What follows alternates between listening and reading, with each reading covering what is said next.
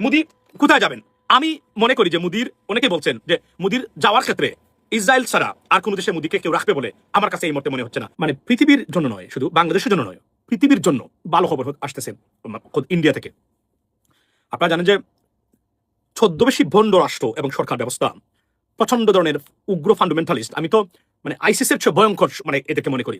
সেই ভারতের জনগণ আপনার এই জেগে উঠেছেন, অর্থাৎ জেনজির আক্রমণে লন্ডবন্ড নরেন্দ্র মোদীর বা আরএসএস এর গতি, এবং এই যারা আন্দোলনকারী আছেন তাদের আন্দোলনের সিস্টেম দেখে বিশ্বাস করেন এই যে মানে আন্দোলন বা সহযোগিতা সব ধরনের যে প্যাটার্নসটা 100% সিমিলার টু বাংলাদেশ। পুলিশকে দাওয়া করা, মিডিয়া কর্মীদেরকে দাওয়া করা, বিভিন্ন জায়গা থেকে পানি আসা, খাদ্য আসা, এগুলোর সাথে বাংলাদেশের কেন জানি আমি 100% মিল পাচ্ছি। এখানে বলে রাখি, নরেন্দ্র মোদী গভর্নমেন্টের ইতিমধ্যেই কোথায় যাবেন উনি, মানে পদত্যাগ করবেন কিনা, করলে কি হবে, সেই আলোচনা ইতিমধ্যে ভারতের সরকার করতেছে। কেননা এই ধরনের কন্টিনিউ আন্দোলনের মুখে বিজেপি সরকার যদি ক্ষমতায় থাকে, সবচেয়ে ভয়ঙ্কর বিপদে পড়বে ভারতের ন্যাশনাল সিকিউরিটি। বিকজ এখানে বুঝতে হবে তাদের যে মানে আপনার অ্যাডভার্সারিজ অথবা রাইভালস যত কান্ট্রি আছে, পার্টিকুলারলি চীন এবং Pakistan. Right now Bangladesh is an adversary to India as well.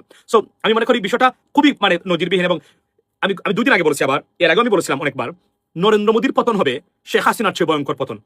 একটু সময় লাগতে পারে, কিন্তু পছন্দ যেটা ধরেছে ওইটা আর কোনোভাবে অপারেশন করেও মানে আছে না যে শরীরে যদি গা হয় মানে এক্সটার্নাল মানে মেডিকেশন বা মলম বা ইউজ অনলি আমরা বলি না, এই ধরনের কোনো কিছু এখানে কাজ করবে না। ভারতের মানে অর্থনীতি এবং রাজনীতির এবং দেশের ভিতরে যে আপনার যে ভেঙে পড়েছে সবকিছু, এখানে আর এক্সটার্নাল মলম দিয়ে কাজ হবে না, অপারেশন হবে না। কেননা ক্যান্সার যেটা যে জায়গা থেকে ওইটা already spreaded, I mean across the body বলতে গেলে আপনি বলবেন এটা, but in a whole body.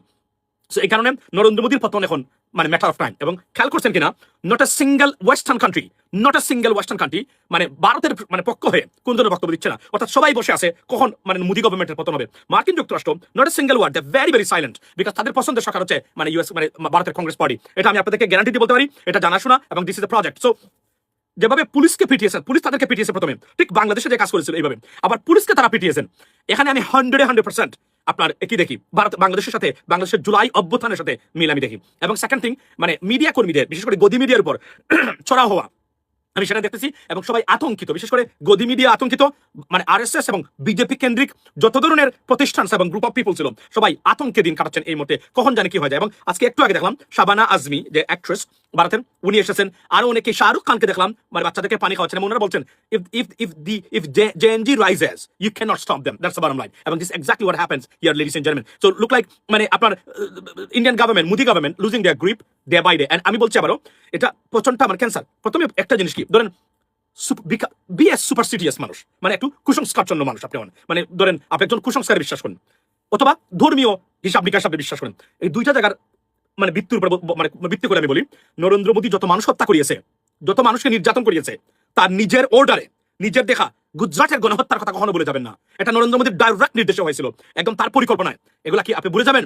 এবং এই ডিক্টেটর, এই ধরনের মানে যে স্বৈরশাসক এবং নিকৃষ্ট যারা রাষ্ট্রপ্রধান আছেন, এটা পতনগুলো দেখার জন্য আপনাকে অপেক্ষা করতে হবে। যদিও নরেন্দ্র মোদী সরকার এখন না পড়ে, তো ইন্ডিয়া যে পছন্দ রয়েছে, এই পতন আর কোনোভাবে রুখা যাবে না। এবং এখানে অন টপ অফ ইট মানে ইন্টারন্যাশনাল কমিউনিটি, পার্টিকুলার ইউএস গভর্নমেন্টের, they desperately want a new government in India. এটা আমি আপনাদেরকে বলে দিলাম, এটা ইউনাইটেড স্টেটস, এটা আমেরিকার শুধু স্বার্থে নয়, সারা পৃথিবীর স্বার্থে তারা এটা এই মুহূর্তে এখন চাচ্ছেন। এবং Narendra Modi government has to go and they will be gone. এটা লিখে রাখতে পারেন আজকে আপনি, কেননা ইন্ডিয়া লং টাইম এই মানে ডিসক্রিপেন্সিস অর যেটাকে বলি এই আনস্টেবল সিচুয়েশন, বা আমরা যদি বলি যে chaos আপরাইজিং, এগুলো মোকাবেলা করে এখানে তাদের হবে না, তারা রাষ্ট্র বিপদগ্রস্ত হবে। কেননা ইন্ডিয়ার পজিশন আর বাংলাদেশের পজিশনটা এক ছিল না। কারণ ইন্ডিয়া পারমাণবিক রাষ্ট্র মানে শক্তিধর একটা রাষ্ট্র, এখানে স্টেবল গভর্নমেন্ট সবসময় থাকতে হবে। গভর্নমেন্টের ভিতরে আলোচনা হবে, বিরুদ্ধাচরণ হবে, কিন্তু গভর্নমেন্ট কোনো অবস্থাতেই মানে আফ্রিকা বা বাংলাদেশের যেভাবে হয়েছে মাসের পর মাস এটা চললে এই মানে ইন্ডিয়া সবচেয়ে বিপদ। এটা ইন্ডিয়ার সিকিউরিটি এজেন্সি জানে, ইন্ডিয়ার বাকি যারা আছে তারাও জানে। সুতরাং পারমাণবিক শক্তিধর একটা রাষ্ট্র যদি কোনো কারণে খেওসে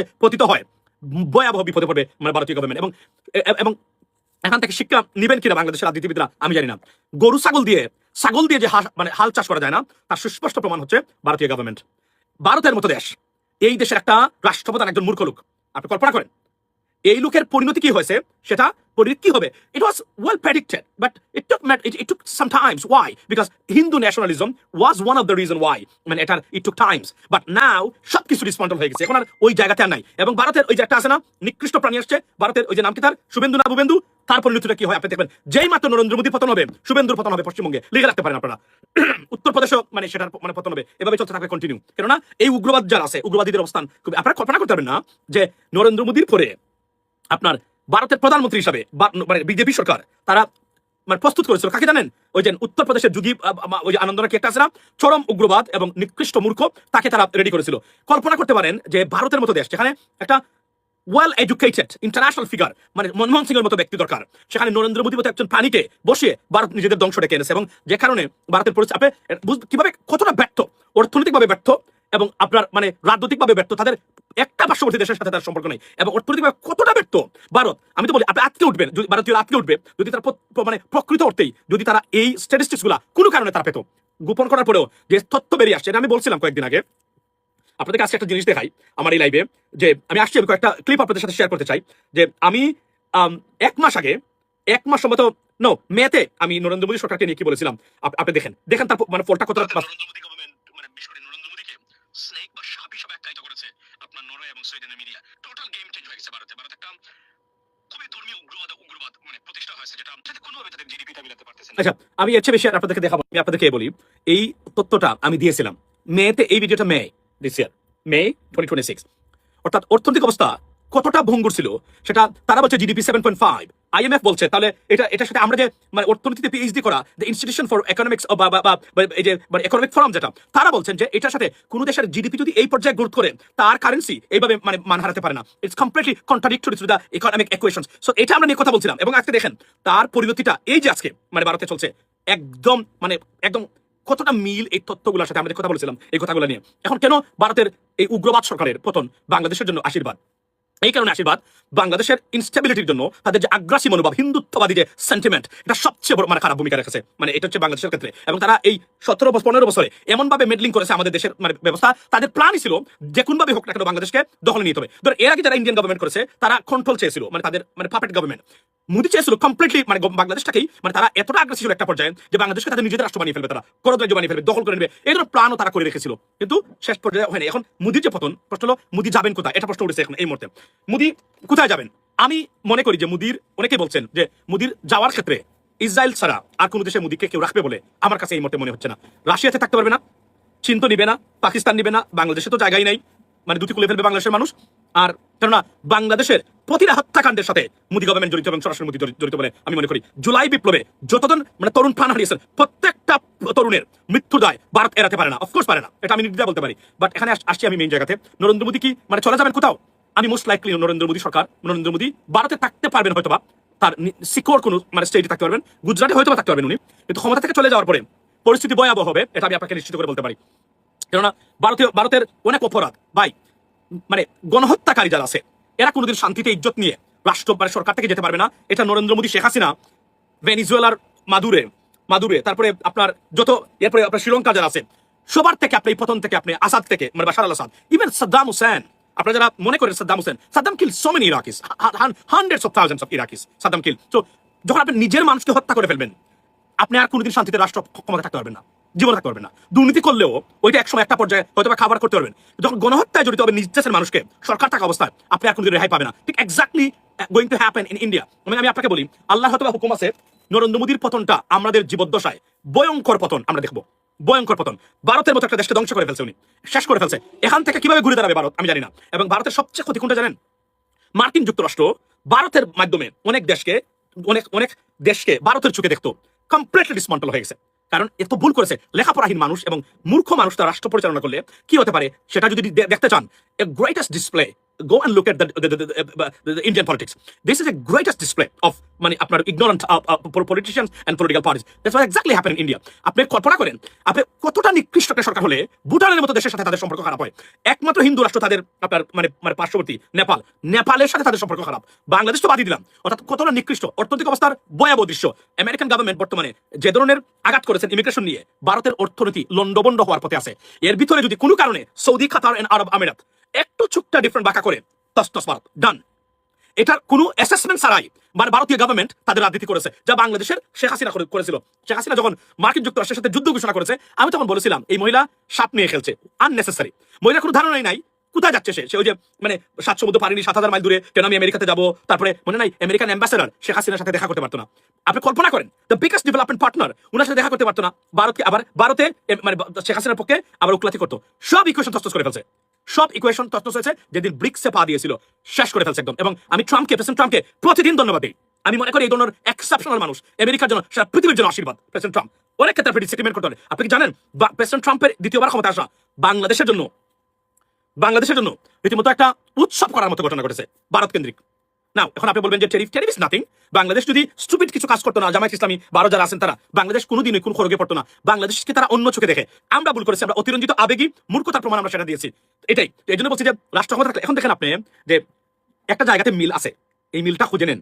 ওদের আমাদের এনসিপি বা আমাদের বাংলাদেশে যারা মানে মানে মানে শেখ হাসিনা পতনে বলেন যে আমরা সব করেছেন, প্রথমত হলো এদের কোনো ধারণাই নাই এই পৃথিবীটা কিভাবে চলে, ঢাকা বিশ্ববিদ্যালয় পড়লে কি হবে। এটা তো আমি আপনারা জানি যে ঢাকা বিশ্ববিদ্যালয় মেধাবীদের কোনো ধরনের মানে সত্যিকার ঢাকা বিশ্ববিদ্যালয় থেকে মানে সমাজ পরিবর্তনের জন্য বা ওই মেধাবীরা আর আসতেছে না। ঢাকা বিশ্ববিদ্যালয় একটা সিস্কেচুরদের আঁকড়া হয়ে গেছে। এটা আমি জানি, এই কথা হয়তো সমালোচনা করবেন আপনারা অনেকেই, সবার কথা বলছি না, বাট কিছু মানুষ।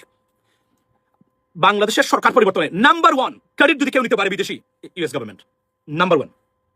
এটা আপনি আপনি বলবেন আপনি জানেন না, আমি বলছি নাম্বার 1 ক্রেডিট যদি কেউ নিতে পারে শেখ হাসিনার সবচেয়ে বড় ভুল। এটা আমি বলেছিলাম কিন্তু শেখ হাসিনাকে, আমার পোস্টে আছে, আমি তো বললাম। আপনারা যে আমরা কি ভাবেন আমি জানি না, প্রতিটা জিনিসের সমস্যা আমি আজ করেছিলাম মাস বছর খানেক আগে, সমাধানও দিয়েছিলাম। শুনে নাই, আন্ডার এস্টিমেট করে মাসরুম তার কথা কি শুনবো, রাইট? ওইসে কাজ আমি বলছিলাম এইগুলা সব কিছু করুক, একটা জায়গা ভুল করতেছে, মার্কিন যুক্তরাষ্ট্রের সাথে যুদ্ধ ঘোষণা করছে। এখনো পৃথিবী মার্কিন যুক্তরাষ্ট্র ফ্রি ওয়ার্ল্ডের নেতাই মার্কিন আমেরিকান গভর্নমেন্ট। আপনি কিছু করতে পারবেন না, আপনি পছন্দ করেন কি না করেন। মনে রাখবেন ইউএস জনসংখ্যা যারা that the best in the world. Now governments policy আপনাকে ক্ষুব্ধ করে, ব্যথিত করে, হতাশ করে, ফ্রাস্ট্রেট করে।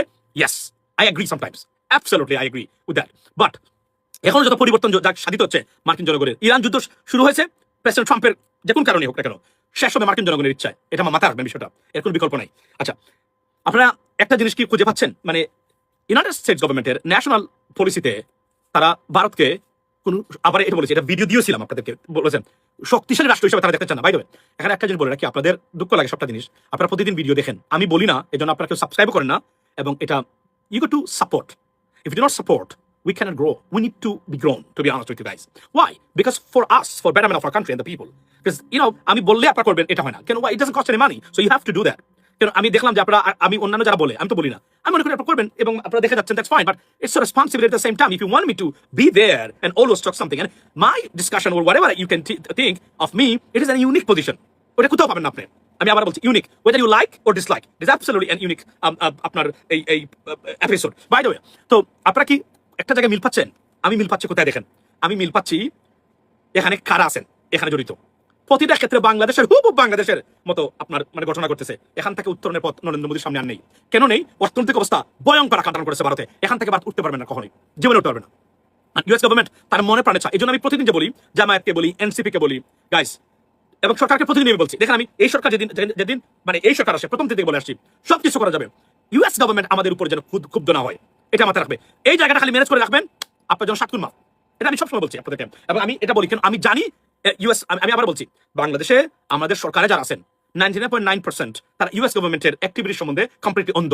আমি সরি, এটা আমাকে ভুল বুঝবেন না, আপনারা অন্ধ, তারা জানেন না। এবং আমি এটা বলি, আপনি যদি সরকার বাংলাদেশে সাকসেসফুল হতে চান, একটা ইনস্টিটিউট করা দরকার। এটা আমি সেদিনও বলেছি। Number 1 institute oversee how Indian intelligence agency the meddle our staffs, internal staffs or internal affairs or interfere, এবং হাউ ইউএস গভর্নমেন্ট ওয়ার্কস, এবং তাদের প্রতিদিন কোন সুপ্রিম কোর্ট কি অর্ডার দেয়, তাদের কোথায় কি হচ্ছে, এগুলা দেখভাল। যদি এটা আপনি ফলো করে রাজনীতি করতে পারেন, রাষ্ট্র পরিচালনায় আপনি সফল হবেন এবং রাষ্ট্রকে অনেক দূর নিয়ে যেতে পারবেন। এর বাইরে এখন অনেক নিয়োগ হচ্ছে, যে নিয়োগগুলা আমি জানি না এরা সেনেটর এবং কংগ্রেসম্যানের মধ্যে পার্থক্য জানে কিনা। এরা এখন এটা আমার কাছে অ্যালার্মিং মনে হচ্ছে, and I can see some really bad times ahead of us। এটা আমি নির্দ্বিধায় বলতে পারি, কারণ এরা কেউ রাজনৈতিক প্রজ্ঞাবান না, রাজনীতি বুঝেন বলে আমার কাছে মনে হচ্ছে না কোনোভাবেই। তারা মনে করেন বাংলাদেশে জামায়াতকে অ্যাটাক করলে এরা রাজনীতিবিদ, এরা প্রধানমন্ত্রীর সহকারী হতে পারেন। That should not be the qualification, and it's a dangerous move. আমি বলে রাখলাম ইন অ্যাডভান্স। এবং আমি ওবায়দুল কাদেরের নিয়োগ যেদিন হলো সেকেন্ড টার্মে, সেদিন প্রেডিকশন দিয়েছিলাম শেখ হাসিনার পতন হবে ভয়ঙ্কর, কারণ একটা স্টুপিড লোককে বানিয়েছেন, মানে আওয়ামী লীগের মতো একটা শক্তিশালী মানে দলের, যেটা ঐতিহাসিক দল বাংলাদেশের, আপনার বাংলাদেশে সেই দলের সাধারণ সম্পাদক হওয়ার মতো ব্যক্তি ওবায়দুল কাদের নন। একটা স্টুপিড, এটা মানে অপদার্থ লোক, কোনো অবস্থাতেই আওয়ামী লীগের সাধারণ সম্পাদক হতে পারে না।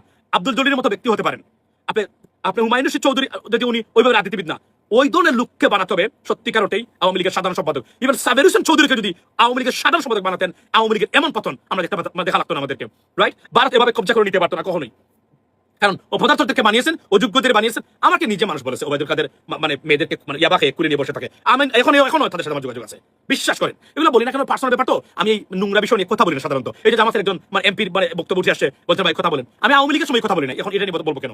আওয়ামী লীগের যে 2 দিন পরে পরে এক্সেস ভিডিও বের হতো, একটা দিন আমি বক্তব্য রেখেছি বলে কেউ দেখাতে পারবেন না, এটা আমার সাবজেক্ট না আমি মনে করি। আপনারা বলতেছেন দ্যাটস ফাইন, বুঝেছেন? ভুল করেছে, স্টুপিড লোক, মানে এখনো যাবে কেন? তার যদি এতই মানে এক্সাইটমেন্ট থাকে, you have to deal with, I mean, or you can মানে fulfil it in a different way. এখানে এগুলা করবেন কেন? এটা স্টুপিড লোক, এবং আপনারা জানেন না মানে পৃথিবীটা কিভাবে চলে। এই যে স্টুপিড লোক, এদেরকে এমপি বানিয়েছে জামায়াত ইসলামী। স্টুপিড লোক, বেশিরভাগ স্টুপিড লোক, রাজনীতি না বুঝা লোকেরা। সব ঠিক আছে, কিন্তু স্টুপিড হলে যা হয় সেটাই হয়েছে এখানে এই জায়গাতে। বাই দ্য ওয়ে, বলে নাকি যে এনিওয়ে, এর চেয়ে বেশি বলতে চাই না, তবে বলতে চাচ্ছি আমি এতটুকু, it is really alarming to me, এবং আমি I can C the result, I can C the future. আমি এই যে ইংরেজিতে একটা কথা আছে না, শো মি ইউর ফ্রেন্ডস, আইল show your future. This is exactly what happening in the government right now. What I see, I can guess what will be the future, the outcome of the future of Bangladesh. বলে রাখলাম in advance, right? এবং সবাইকে আমার ব্যক্তিগতভাবে চেনা জানা আছে, এর ঠিক বলতে চাচ্ছি না আমি আপাতত।